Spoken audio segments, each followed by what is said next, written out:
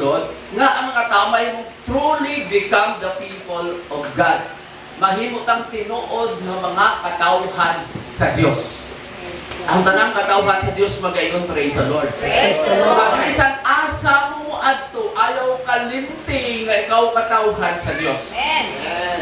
Masimbahan ka man, matrabaho ka man, ipakita mo gayon nga ikaw Kristohanon, ikaw katawhan sa Dios. Amen. Hallelujah. Mo na i-build up na. Praise God. Amo nang gusto sa Dios, mo na gusto niyang makaisa nga iglesia nga mahimo tang katawhan sa Dios, nga masiparate ta sa uban, lahi ta sa uban. We are the people of God. Praise God. Pero usahay kung mag-join ta sa uban, di ta katawhan sa Ginoo, kag deliver na pud ta. The way we talk, the way makaisan, the way we act, the way kan mag-act, we are unbeliever. Di makalimutan natin na be not conformed to this world and be transformed by the renewal of your mind, and also sa Ginoo